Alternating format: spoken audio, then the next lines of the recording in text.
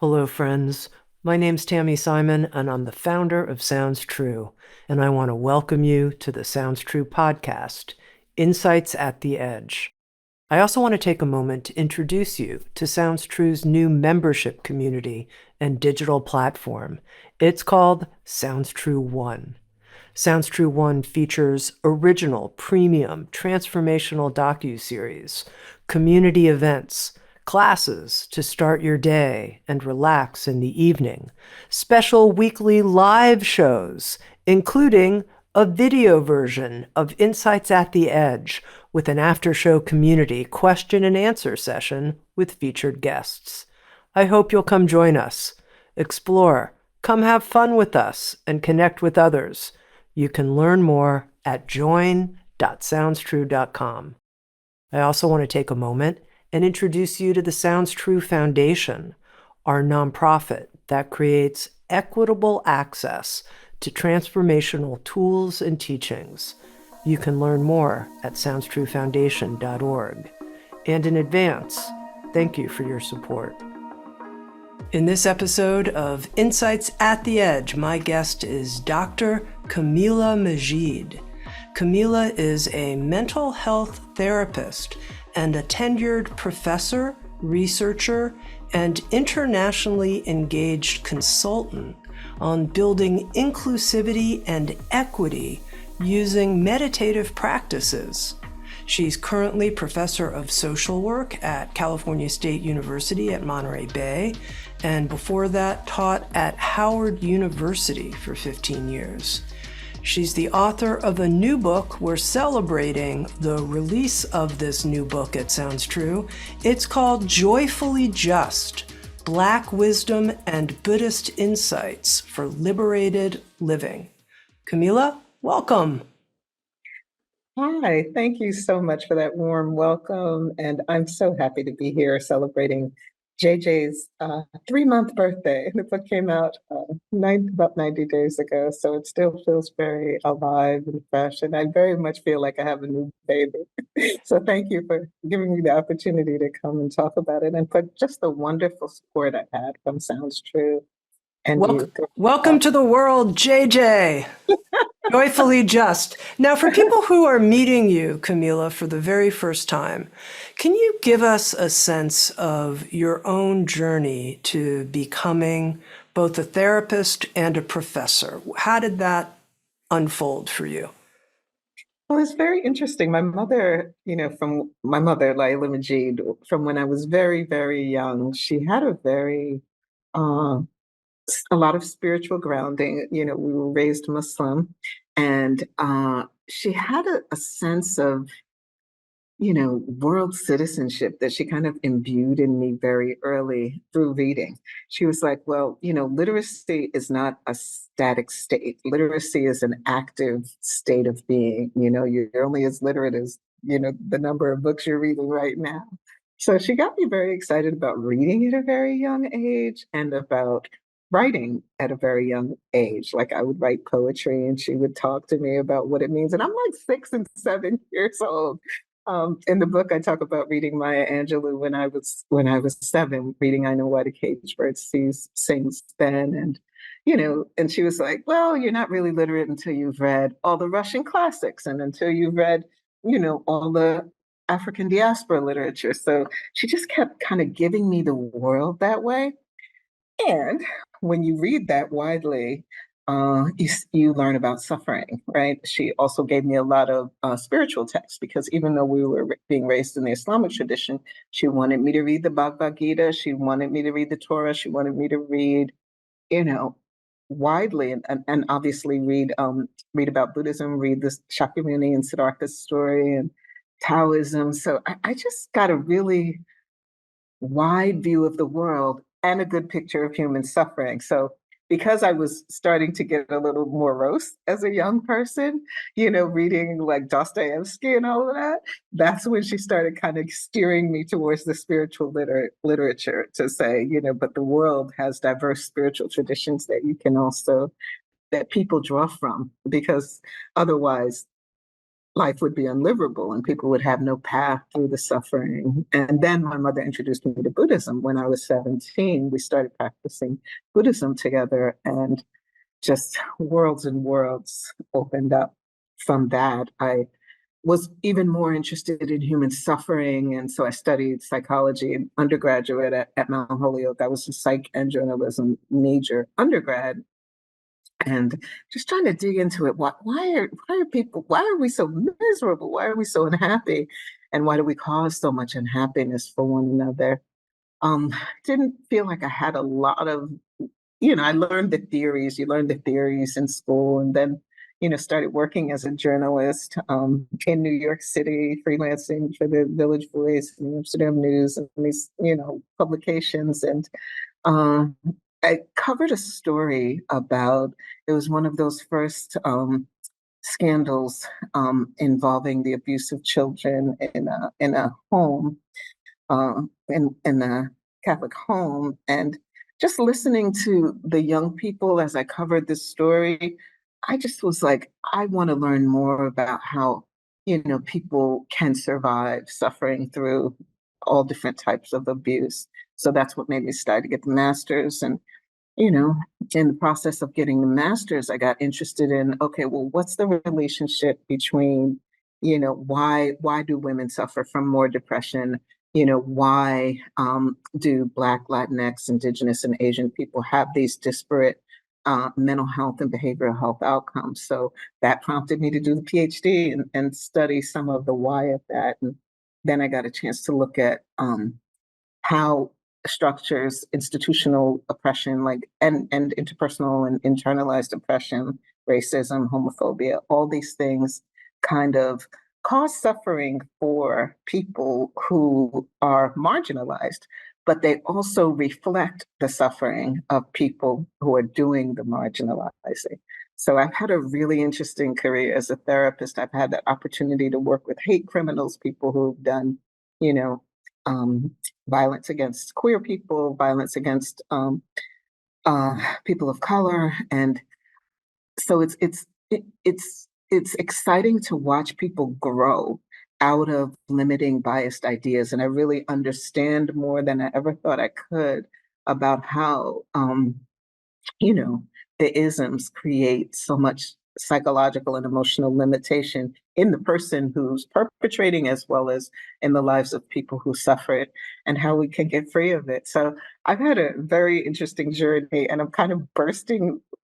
This book came about because I was just bursting to talk about it all and wanted to share as much as I've learned about how undoing some of the injustice that we do to ourselves and that we do to others is actually one of the most joyful things we can do. It's interesting that you brought up Maya Angelou and how reading her at a young age influenced you, because one of the quotes I wrote down from Joyfully Just was a Maya Angelou quote about how a bird doesn't sing because it's giving an answer, it sings because it has a song. And I thought, Joyfully Just is Kamilah's song. This is a gorgeous song. And I want to ask you, when you think about it as a song, and you think this is the song inside of me that just burst forward, that needed to be heard, what comes up for you? What comes up when you say that is that it's a little bit jazz. It's got some funk in there. There's some R&B. There's probably a little house music in there, and there's some blues. All of chapter 5, where I talk about joyful grieving, is the blues. And yeah, that absolutely resonates. My grandfather was a jazz blues singer and was one of the most joyful people that I knew. I actually talk about him in the book, and that's the place where I tie the wisdom of Buddhism, which has enriched my life, and the wisdom of Black contemplative traditions like Black music have enriched my life, because they both kind of illustrate the unity of suffering and joy, that there really isn't a distinction between them, and that when we transmute suffering in creative ways, like we've seen in so many genres of Black music, then we know joy, because you can't get away from it. So you may as well transmute it. And where's the joy in this? And it's not easy, because like I talk about, grieving loved ones. And, you know, the last thing you think when you're going through a loss, whether it's the loss of a loved one or a loss of your own physical health or some other kind of loss, the last thing you think is this is going to be joyful. But what if we started facing it that way and we started saying, you know, there's joy in this, there's value in this. So for example, when my mother transitioned, when she passed away, I made a resolve. In Buddhism we talk about the paramis, and one of the paramis in Buddhism is resolve.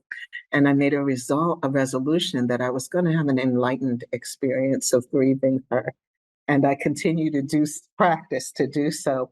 And what that means is that in the grieving process, I experience the joy of our continued connection and the joy of insight about the value the relationship had for me. So what if we like faced grief that way and said, yeah, life is full of grief. We're going to suffer. There's going to be pain, and I'm going to lean into it for the enlightenment, for the joie de vivre that I can taste by leaning into it, leaning into the suffering.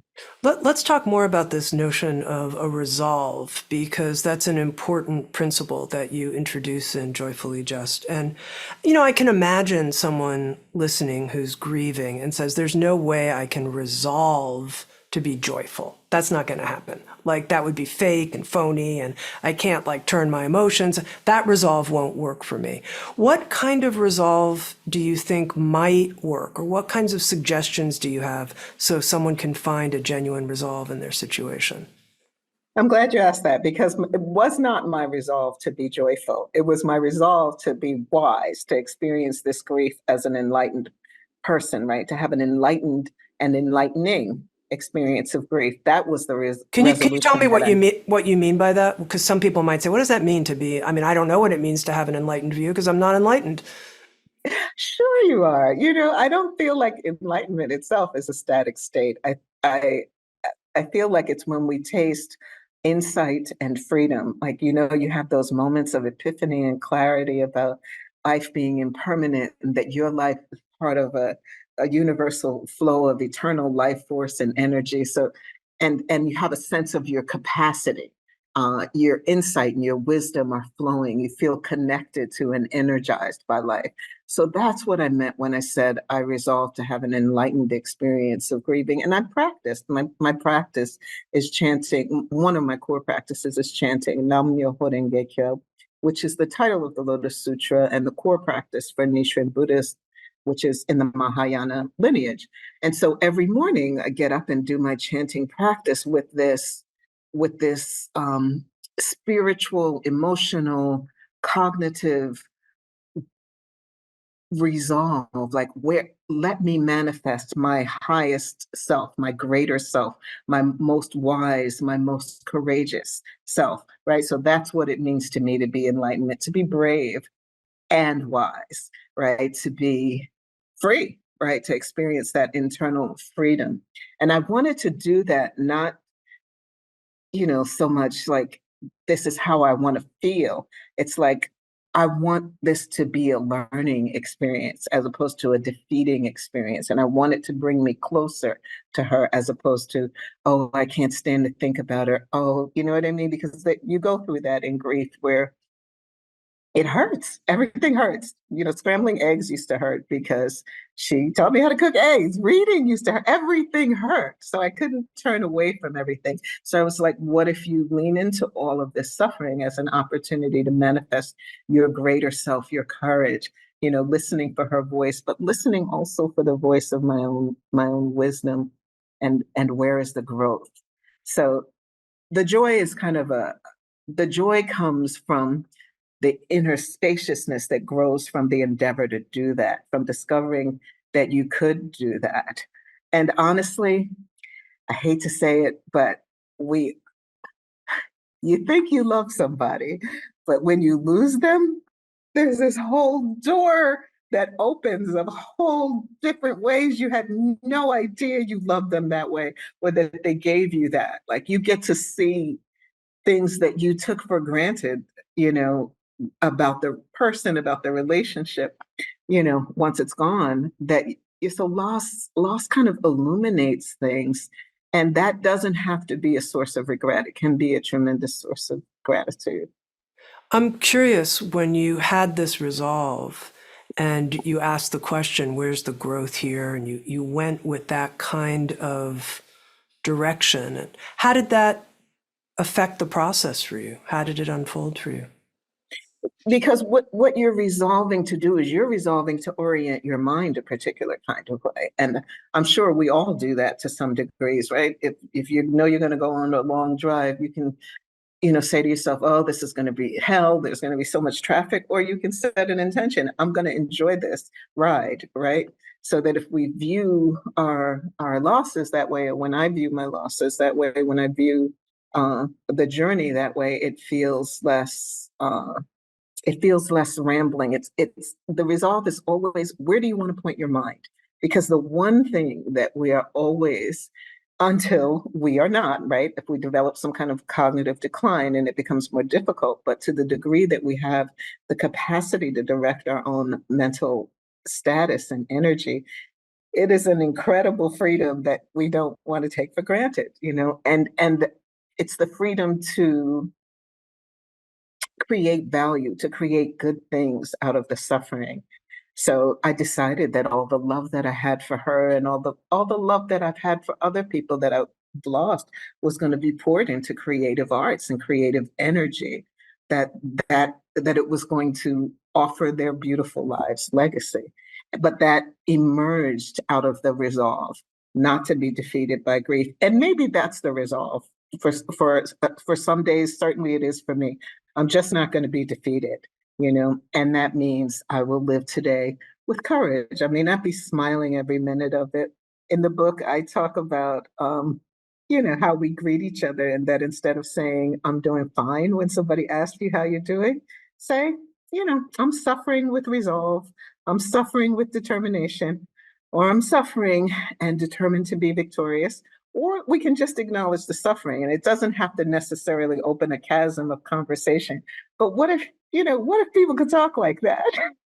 you know, it would be so honest, you know?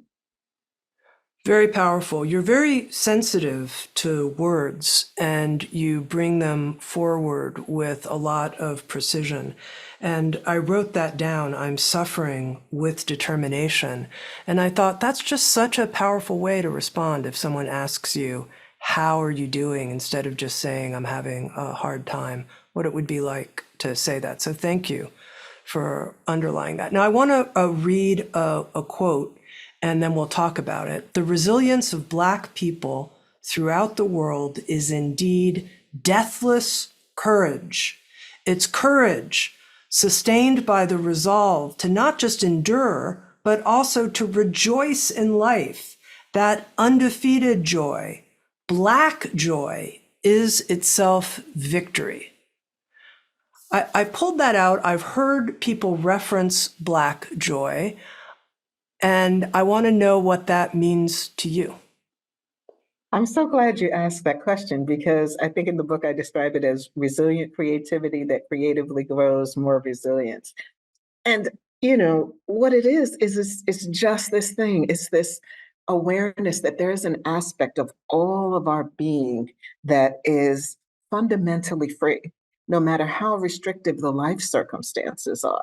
And it is a determination to manifest the joy of that fundamental, expansive inner realm that we inhabit and that we move through. So I think about Black people, for example, in the development of blues music, which grew out of the fields of enslavement. People were enslaved and creating this genre of music, and also creating gospel music, because they were aware that they had, no matter what chains they were in and the brutality of their life force, that there's a piece of us that is unchainable and undefeatable, and that there's a joy in life, a joy in the existence, and then the connection with the elements that cannot be destroyed.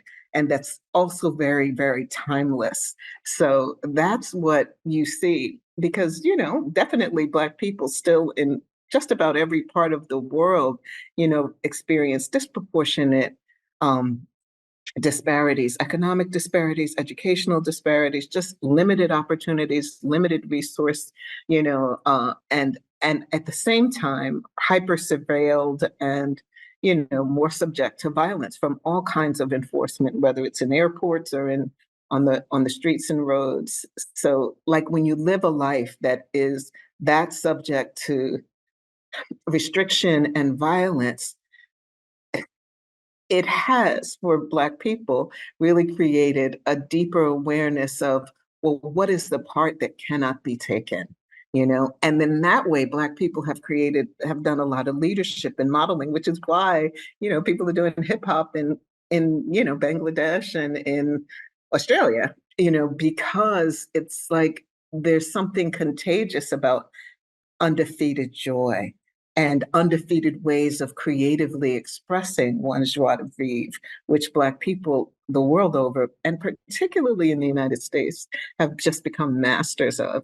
So it's that tapping into this. Black joy is tapping into the freedom that we all have, and and it's a freedom that can't be restrained by oppressive circumstances. It can't be touched by those.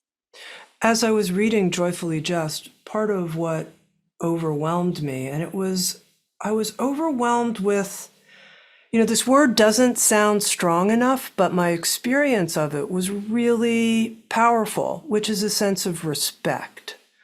The deepest kind of respect for the journey, the Black journey, the Black human journey of facing that kind of oppression and finding joy and freedom in the midst of it. And you take the reader through a series of questions and queries and reflections that I think help touch upon that respect and elicit that respect. At least it did for me, asking who are the figures that you admire and why. And I wonder if you can talk a little bit about that. I'd love for our listeners to get a sense of that the way I did reading Joyfully Just. Absolutely. And yes, I do love words. And that particular word, respect, I talk a lot about when I'm teaching and leading, because it means to look again, right? The prefix re is again, and spect comes from the Latin spectare, which means to look. So really respecting ourselves even means looking at ourselves with kind of fresh eyes, like looking again. Don't look at yourself the way you looked at yourself yesterday. Like this is a new day and you can do new things, right? So like respecting is that looking again. And I do in the book, I invite people to look again at, the influence of African heritage people, particularly African Americans, but actually it's a global phenomena, right? And look at the influence of African heritage people, of Black people on your life, because whatever field of endeavor you're in, Black people, again, particularly in the US, have made meaningful contributions to that field.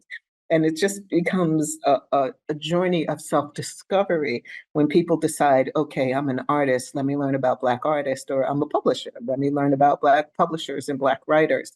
Like historically, let me learn I'm a Black, or I'm a physicist, let me learn about Black physicists. Whatever your discipline is, I posit that we don't know our disciplines very well if we don't know the diverse people who've contributed to it. If you don't know about the Asian heritage and the indigenous heritage folks who have contributed to your particular field of endeavor, then your knowledge of your own field of work is limited by white supremacy and the sole focus on what white folks have accomplished in this field. And who wants to have their knowledge of their thing, whatever you do, either for work or play, limited that way? So it's an incredible journey to come into connection with the African heritage people who've influenced your life, because that gives you insight about your life. And yes, it helps you kind of get your sense of interbeing and interdependence a little bit more grounded, right?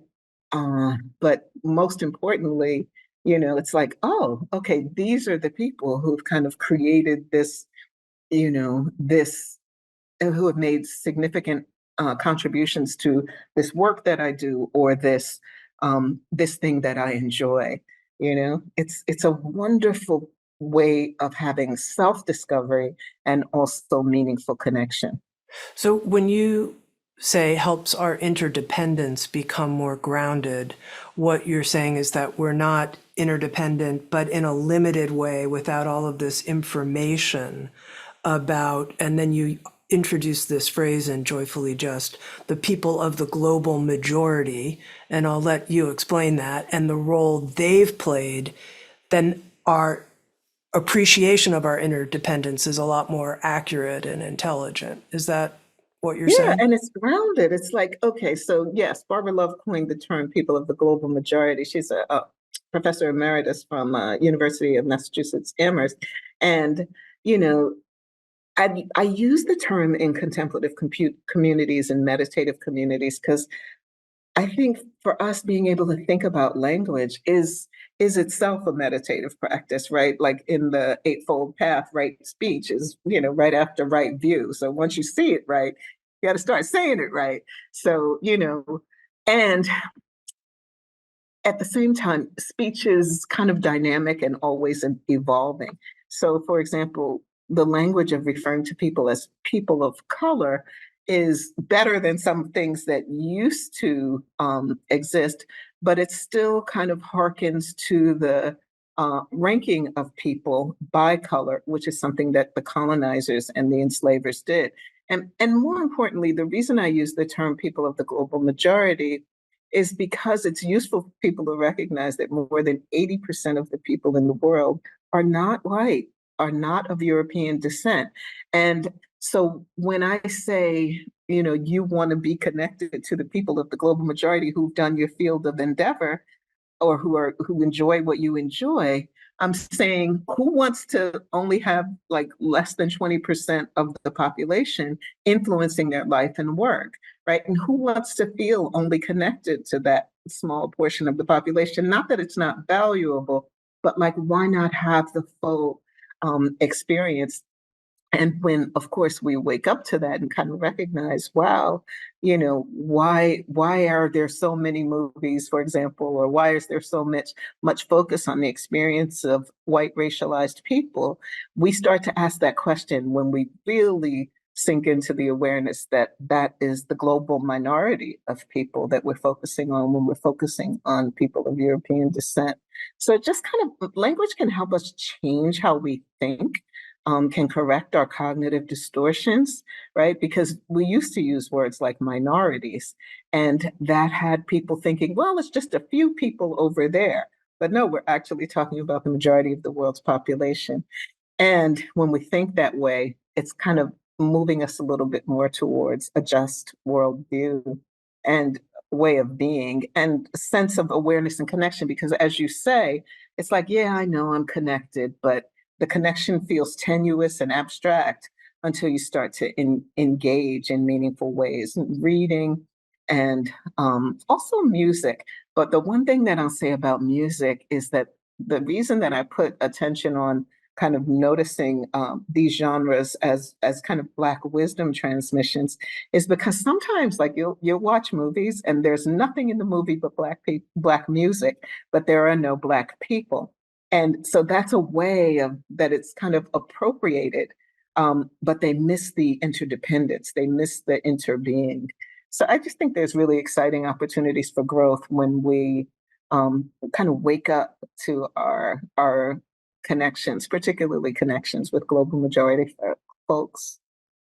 So I'm not quite sure how to ask this question, but what came up for me in reading Joyfully Just and hearing your celebration of Black music, Black language, Black art, and how this deathless courage is contained and Black joy is communicated through these wisdom transmissions. I thought, okay, as someone who's part of the global minority, appreciating this language, music, and art, how do I do so in a way that doesn't kind of claim it for my own, that's not culturally appropriation, but yet participates and appreciates and revels in it. Give me some help here, if you could, Kamilah, about how to relate with heart and respect. That's a beautiful question. I just love that question. And, you know, you do so exactly the way that you have by backing and supporting Black people, right? So, because a lot of the times you'll hear people using Black dialect or, listening to Black music, but they're not actually including and resourcing Black people in their lives with whatever resources any of us have, right? So, to step out of the kind of extractive, oh, I'll use this, and more into the, oh, how can we partner? Or how can I share this? Right? What can I offer? What can I offer from this or for this community? Right. So in the book, I talk about something called reparative relationality. Because when people think about reparations, they think, oh, the government's got to, give land back to the Native American indigenous people, and the government's got to make reparations to African heritage people for enslavement. But what I say is that we can relate to one another in ways that create repair, that repair racism, that repair sexism.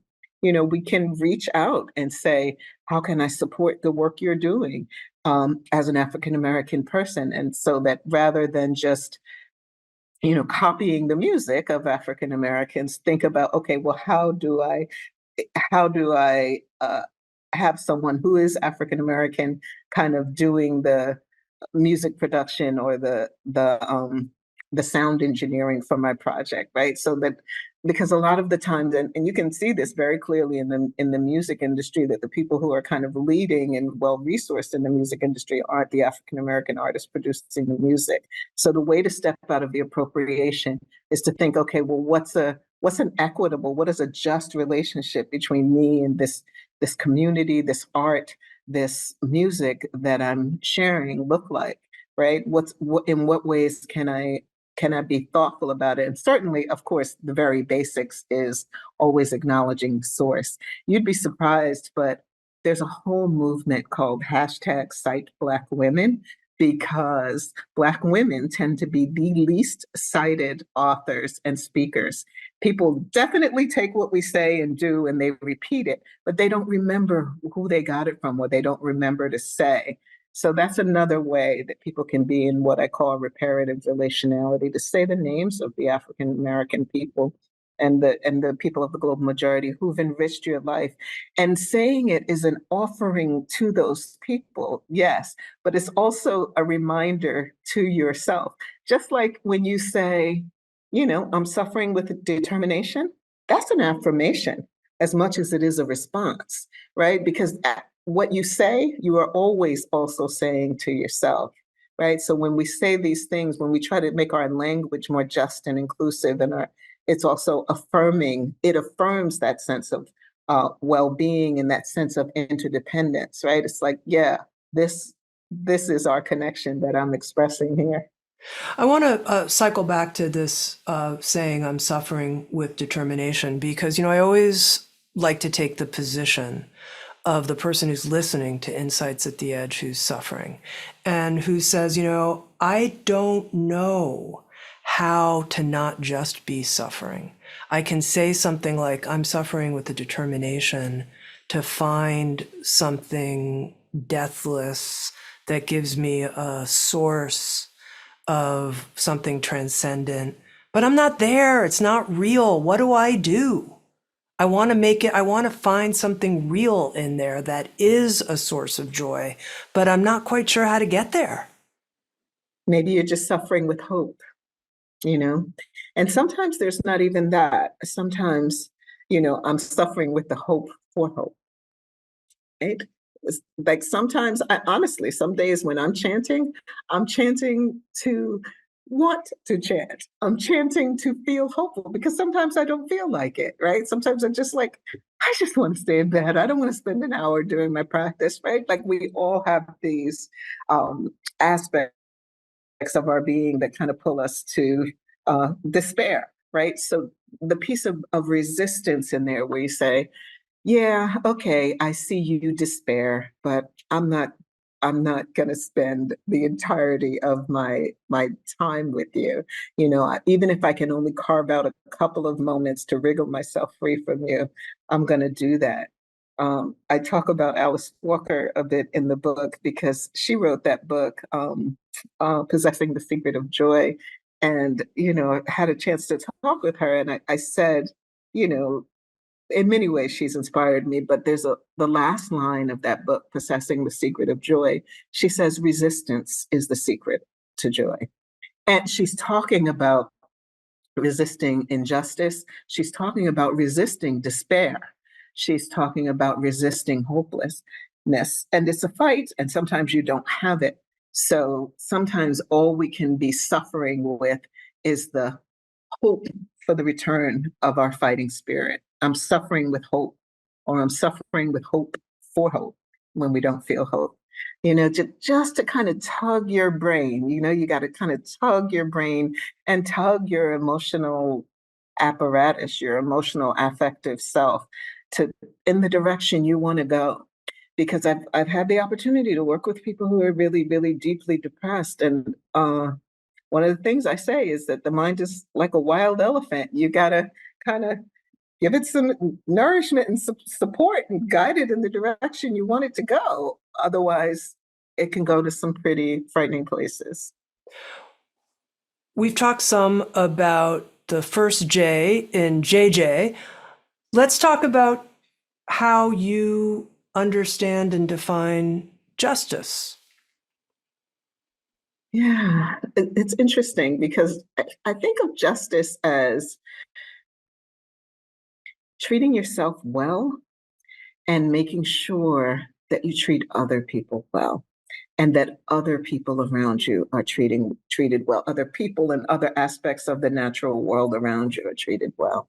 It really is that simple, right? And recognizing that there isn't really a big separation between you and all that is around you. And that even when we feel like, oh, I'm just going to shut out the world and ignore the injustice and just be happy, and not think about any of that stuff, it still kind of seeps in, right? So that the whole premise, the whole idea behind Joyfully Just is that we experience more joy when we turn towards injustice. The injustice that we have experienced, maybe we've experienced discrimination as women or as queer people or as people with varied abilities and ability challenges. There are unfortunately, the world has no shortage of ways to oppress people. Right. So it's kind of hard to get through life without experiencing any. Even in the book, I talk about young people's oppression, how in our early years, we may have been told, children should be seen and not heard, and you'll know more when you're older, such that even when you're in your 20s, people are still dismissing your thinking and diminishing your voice. So we've all had some types of oppressive experience. So being just towards ourselves means taking that look at the interior life and mind and seeing what are some of the injustices that linger and that we kind of self-perpetuate, right? So for example, if we were told we were too childish when we were children, as we expressed our playfulness, do we invoke that judgment on ourselves now? And suppress our playful side? If we were told, we were too emotional, that's some characteristic of women that was degraded, and we were told that we had that. Do we still oppress ourselves in that way, or were we told as boys that boys don't cry and we still limit our emotionality? It begins with examining how do we treat ourselves badly, and then beginning to excise some of that and release some of that. So that's what I talk about a lot in the Power and Playfulness chapter. Like, what happened? Even the best parents and the best teachers, may not have always treated us like we were worthy of the most respect. So we may have developed some unjust ways of treating ourselves because of that. And then, of course, there's all the other variables of life: sexual orientation, ability, gender, ethnicity, that can get us targeted with any of the isms, and then aging, which we're all going to experience. And so, in Joyfully Just, I talk about, number one, how do I not internalize that? So, for example, as an aging woman, how do I not internalize all the social stigma about an overvaluation of youthful types of beauty, and value myself, right?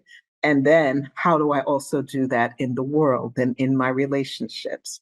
So that kind of justice, when we're just towards ourselves, we stop having mean inner conversations with ourselves and stop saying mean things to ourselves and treat ourselves better.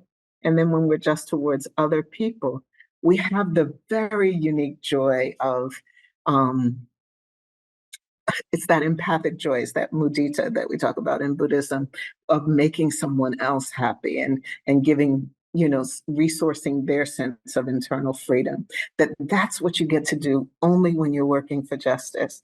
You're resourcing internal freedom as well as, social freedom for other people. And, you don't get that joy unless you do that work. It's interesting, Kamilah, when you're talking about justice, that you started the very first part of the definition as treating yourself well, even Oh, yeah. before you go and treat other people well and the natural environment well. I don't think most people would include that in a definition of justice. That's very eye-opening in and of itself. So I wonder if you can say more about that, why you think that's an important part of quote unquote justice.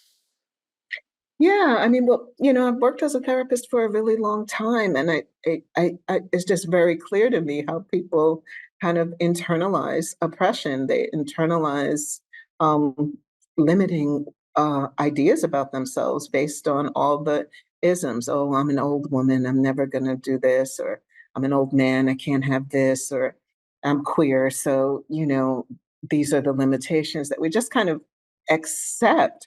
And we don't always realize that we're doing it. And also, honestly, there's two ways to kind of internalize oppression. And one is um, to kind of totally believe the oppressive idea. And then the other is to kind of fight so hard against it that you're doing things that are self-destructive. So, for example, I've worked with folks who are aging, who, as in the therapeutic role, as some people were just getting very depressed about being older, about losing physical appearance, and maybe about developing some health challenges, and feeling so much shame about that. Because, again, in a world that is very ableist and ageist, you can start to internalize that and feel like, wow, I can't even get to the bathroom anymore. I have to use these diapers. My life is worth nothing. I'm only 50, but I have to use these diapers, for example. And to really work with people on the ways that they've internalized the world's view about what kind of life has value, and to work towards recognizing all the other wonderful aspects of your being that still exist. And that bladder is a tiny muscle. You don't have to give up your self-worth because it doesn't work the way it used to, right? That you actually get to have enough self-mastery that it doesn't defeat you, or whatever the physical or the emotional or social loss that we're experiencing is. So I just see it so clearly, and I see it over and over again, more often than not. People who have a lot of anxiety or a lot of depression, it's some form of social oppression that they've internalized and are regularly perpetrating against themselves. And it's not easy to wriggle free from it. It is something that, requires some support. But once you get free of it, you're really free. And it's like, oh, okay. And then, because I've seen so many people kind of become advocates around their issue. I'm thinking of one person in particular who's, a staunch advocate around resources for institutions to have more services for people, kind of bathroom provisions for people who suffer with incontinence. So it's like, what if the world, when we begin to see, okay, I deserve every resource and support, then we begin to think about, okay, how can the institutions of our world support that? So it has to begin internally. You have to feel worthy, right? You have to feel, because when you start to feel your own worthiness, then you see your capacity to change things in the world, right? And I think a lot of times people join justice movements or justice activities without doing that step, and then they get burnt out because they're not doing the internal work of resourcing and being just towards themselves. In your own experience, your own life, would you be willing to share with us one of the ways you needed to increase your attention on being just towards yourself and what enabled you to make the shift? Wow, there's so many to choose from. I think, yeah, I think when I think about, there's two that are competing in my mind. So one was when I was having a mobility challenge, like I was really suffering with my knee and really needing to, sometimes use a cane and not using the cane because I was like, oh God, I don't want to use a cane. Having all those feelings, right? Internalized ableism. What does it mean? And, you know, if you use a cane, does that mean you're disabled? And what does even the word disabled mean? And I was like, Kamilah, this is ableism. This is internalized ableism. You know what this is. And I was like, yeah, all right. So I have to chant about this. And then I started chanting, like, okay, what if I myself decided that I deserve all the support I need, literally, and this cane is going to help me walk better until I can, you know, until I don't need it anymore. And if I need it forever, that it doesn't change the value and worth and the liveliness of my person and my being. And I just really had to work with myself and my practice every day with it because it was like, oh my God, I really hate using this thing. I hate the way it looks. I hate the way it makes me feel. But what I was really wrestling with was my internalized ableism. And once I, got comfortable with it, I was able to also kind of be more just in the world and help people think about it more justly. And, so when people would ask me, what's going on? What happened? And I was like, oh, four sufferings, like I wouldn't feel the need to tell the whole story. I would actually, if someone knew me well, then I might explain what happened. But, what you'll find is if you show up with a cast or a patch on your eye tomorrow or something like that, that a lot of people will ask almost with a terror in their voice, what happened to you?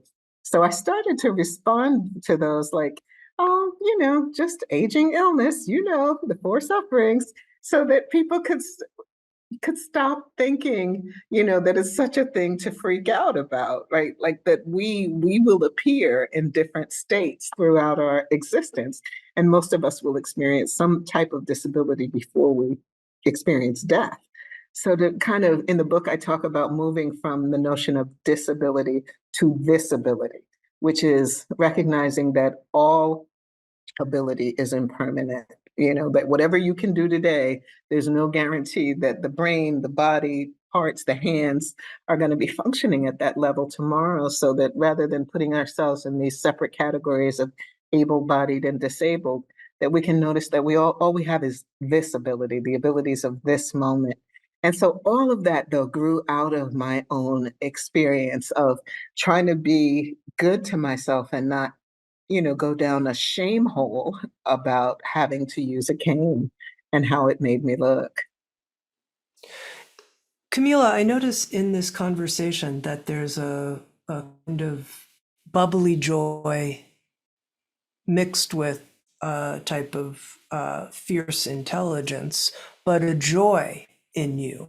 And I wonder right here in our conversation, what you experience as that source of joy, that being inspired by joy, what is that like for you right here as we're talking? It's a really deep awareness of kind of ancestral lineage. My mother's life force, my grandfather's life force, my grand aunt's life force. I feel them flowing within me. And that's another thing that I talk about in terms of, allowing our lives to be porous enough to recognize the deep ways that the entire universe, I mean, even the fact that we can breathe and that the earth is holding us in this perfect gravitational embrace, it's gorgeous. Like, and that if our lives are porous and open and our awareness is attuned, then we're feeling like, wow, this is air, and it's exciting because I can breathe it, right? And if you've ever had a cold, you know what it is to celebrate the air, right? Right? Again, loss showing us how valuable something is. But what if we were awakened to the incredible joy of breathing without having to have had a stuffy head the morning before? You know, before we began, I lit 3 candles, one for my mother, Kamilah Majied, one for my grandfather, James Haynes, and one for my aunt, Essie Williams. And they're just ancestral forces that are always with me and whose light always shines within me. So I invite people to do that. I invite the folks listening in to think about, especially in hard times, think about let your life be porous enough to be open enough to be resourced by the people who have loved you through all time, and then extend that porousness and that openness to notice the embrace of the earth and the air. Just like notice it. And from that, joy arises. No matter what you're suffering. It's just, it's the wonder of deep awareness. You mentioned your Buddhist practice of chanting Nam-myoho Renge Kyo. What happens when you chant? What goes on for you? Well, all the things that happen when you meditate. My mind wanders. I think about what I'm going to cook. I get hungry. I fidget, all the things. And it's an opportunity because I've been doing it for 40 plus years now. I notice my mind. I witness what's happening in the mind and in the body. And I set my resolve. And then I notice that tug, the tug away from your resolve, right? Okay, like, because even while I'm chanting, to have the resolve to do some writing today, to get my exercise in, to live with the most wisdom and courage I can. And I actually envision the day ahead often too, like, okay, who I'm going to be interacting with, which am I teaching today?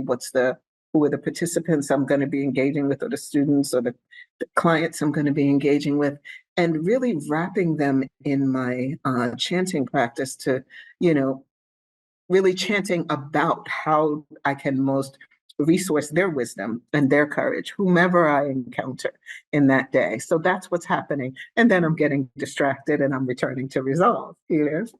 That's probably what happens in your practice too, right? Some simpatico version. To end, I think it would be terrific. You talk about, with this notion of resolve, a type of new moment.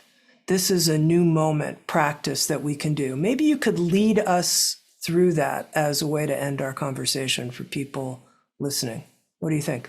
Absolutely. Yeah. Yeah. I talk about making a new moments resolution. So, just ground yourself, maybe notice your feet on the ground if you're sitting, and if you're in the bed, then, notice your back being supported, of course, by whatever you're lying on, the floor or the bed, but also we're all just always supported.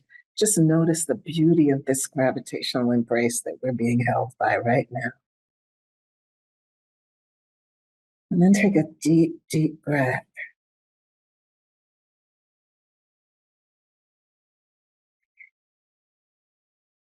Long, luxurious inhalation and a slow, languid exhalation. Noticing the singular moment of your life in unity with the world that is sustaining your well being.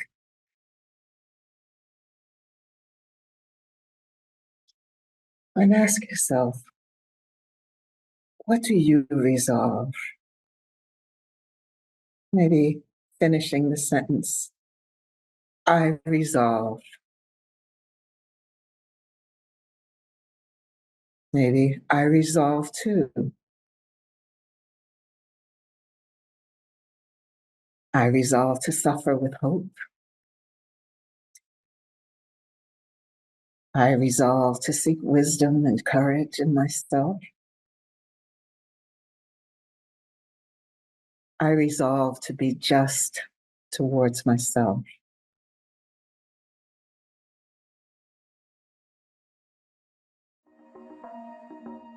I resolve to be just towards all beings.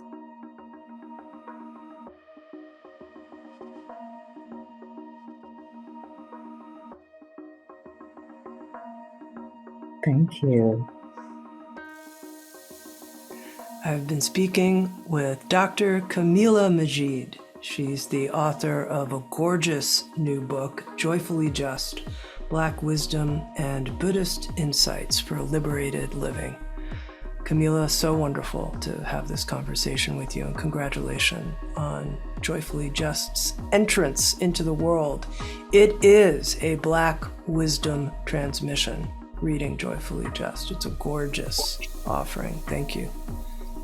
Thank you, and thank you so much for supporting it. I'm so happy to have collaborated with Sounds True on this. And if you'd like to watch Insights at the Edge on video and participate in the after-show Q&A session with our guests, come join us on Sounds True 1, a new membership community featuring award-winning original shows, live classes, community learning, guided meditations, and more with the leading wisdom teachers of our time.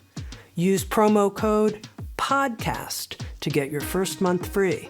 You can learn more at join.soundstrue.com. Sounds True, waking up the world.